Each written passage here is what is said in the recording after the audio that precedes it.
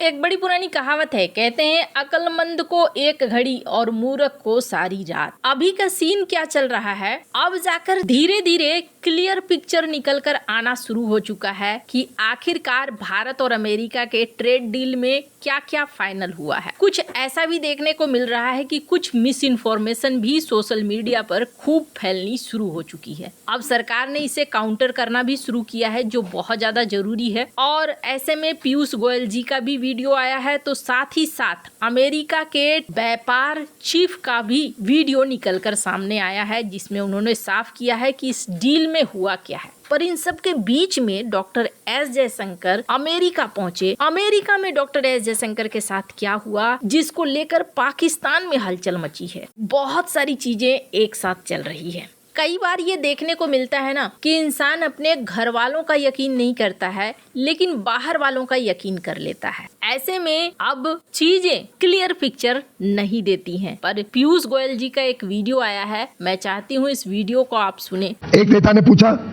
अमेरिकी अध्यक्ष ने, अमेरिका के राष्ट्रपति ने पहले क्यों ट्वीट किया? अरे भाई, रेसिप्रोकल टैरिफ तो अमेरिका ने लगाया था, अमेरिका ने रेसिप्रोकल टैरिफ कम करना था।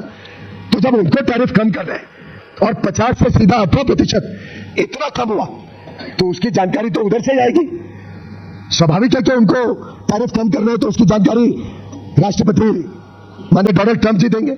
मित्रों, हम सब जानते हैं, पूरा देश जानता है किस प्रकार से माननीय प्रधानमंत्री हमेशा हमारे किसानों के लिए, पशुपालन के साथ जुड़े हुए हमारे भाई बहनों के लिए, डेयरी सेक्टर के लिए लगातार चिंतित रहते हैं, उनके हितों की संरक्षण करते हैं। यहां तक कि हमने देखा इतना बड़ा trade deal, regional comprehensive economic partnership RCEP, जिसमें कांग्रेस ने भारत को झोंक दिया था 2011-12 में, एक प्रकार से चाइना के साथ एफटीए करने का पाप राहुल गांधी ने किया था। उससे भी माननीय प्रधानमंत्री जी ने देश को बचाया और आरसेप से जुड़ने से इनकार कर दिया, जिसके बाद पूरे देश में राहत की सब चारों ओर से, जिसमें बहुत सारी चीजें पीयूष गोयल ने क्लियर की है। यहाँ पर पीयूष गोयल ने बता दिया कि आखिरकार भारत अमेरिका डील में क्या हुआ, कारण भी बता दिया कि डोनाल्ड ट्रंप ने ही क्यों ट्वीट किया, क्योंकि ये भी सवाल हो रहे थे कि आखिर उन्हीं की तरफ से ट्वीट क्यों आ रहे हैं। पर ये तो रहा भारतीय पक्ष। अब इसके अलावे अमेरिकन मीडिया भी अब कुछ ऐसा ही कह रही है। स्क्रीन पर इस मीडिया को देखिए, रॉयटर जो कि पश्चिमी मीडिया है, इन्होंने साफ किया है कि हाँ जी, भारत ने कुछ सेक्टर्स में प्रोटेक्शन बनाए रखा है। तो भारत ने यहाँ पर एग्रीकल्चर, डेयरी सेक्टर को प्रोटेक्टेड रखा है, कुछ सेक्टर्स खोले गए हैं और ये भारत और अमेरिका के डील के लिए बढ़िया डील है। That's going to go to zero for virtually everything. When I say virtually, I mean 98, 99%. On the agricultural side, there's a vast vast array of agricultural goods that will go to zero. India, like every country in the world, including the United States, has some protection around some certain key areas. They'll continue to control that. We'll continue to work on access. But for a variety of things, tree nuts, wine, spirits, fruits, vegetables, etc., they're going down to zero. वैसे आपको बता दूं, अभी detail पर दोनों देश काम कर रहे हैं, डिटेल आना बाकी है। पर अभी के दौर में जिस तरीके से प्रश्न हो रहे हैं कि पहले तो अमेरिका मात्र 3 से 4% टैरिफ लगाता था, लेकिन अब 18% लगा रहा है। ये जीत कैसे हुई? तो अगर आप अमेरिका को देखें तो अमेरिका ने अभी दोस्त हो, दुश्मन हो, सभी के ऊपर टैरिफ लगाया है। उनको अपना ट्रेड बैलेंस करना है। आज के डेट में ऐसा कोई नहीं देश बचा हुआ है जहां पर उन्होंने लगभग कुछ ना कुछ टैरिफ लगाए हों। अब ये वो अपने व्यापार को संतुलित करने के लिए कर रहे हैं। जापान के ऊपर 15% टैरिफ है, जबकि वो काफी क्लोज सहयोगी है। यूरोप के ऊपर रेसिप्रोकल टैरिफ है। इसके अलावे बहुत ज्यादा क्लोज सहयोगी नाटो के कई देश, उनके ऊपर भी है। पाकिस्तान हो गया या फिर एशिया के और देश हो गए, उनके ऊपर भी टैरिफ लगा हुआ ही है। तो ऐसे में भारत के लिए ये डील बढ़िया है। और आज के हिसाब से सोचिए, जो बीत गया उसके हिसाब से मत सोचिए। आज के हिसाब से ये डील भारत को सिर्फ यहीं पर मदद नहीं करने वाली है, बल्कि भारत को एक और बहुत बड़े सेक्टर में मदद करने वाली है, और वो है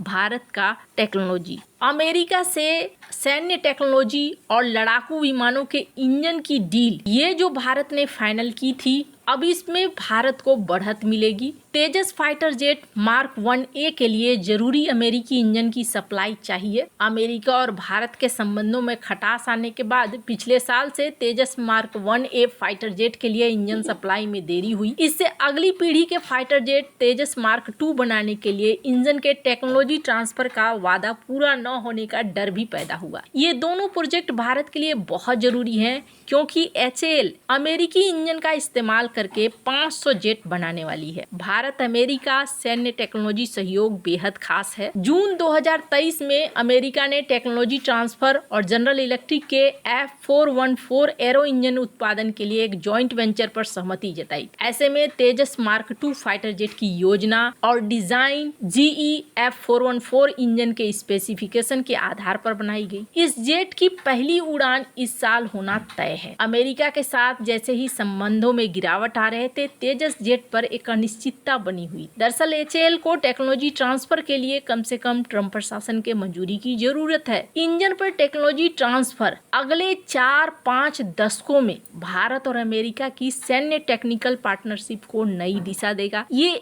एक अहमियत इससे पता चलता है। अब बहुत सारे लोग सवाल करेंगे कि अमेरिका की टेक्नोलॉजी में ये गड़बड़ रहता है, वो गड़बड़ रहता है। अभी का सीन ऐसा है ना, भारत को अगर 70 से 80% भी टेक्नोलॉजी कहीं से मिल जाता है तो भारत का काम आसान हो जाएगा। भारत के वैज्ञानिक खुद में काफी तेज हैं। 70-80% टेक्नोलॉजी ट्रांसफर होने के बाद बाकी के 20% या 30% समझना उनके लिए बड़ी बात नहीं रह जाएगी। चाइना ने भी ऐसा ही किया है। टेस्ला चाइना के अंदर आ गई, इन्होंने खूब उनको मौका दिया, जो भी चीजें चाहिए थी टेस्ला के लिए अवेलेबल की, लेकिन धीरे धीरे वो सीखते चले गए और आज की डेट में क्या हो गया है, टेस्ला का एक बड़ा कॉम्पिटिटर बनकर निकल कर आ गया है BYD। और आज स्थिति ऐसी हो गई है कि टेस्ला को चाइना के मार्केट को छोड़ना पड़ रहा है। तो ये सीन होना बहुत जरूरी है। कोई विदेशी देश की टेक्नोलॉजी अगर भारत में आ रही है तो भारत उससे काफी हद तक बहुत सारी चीजें सीख सकता है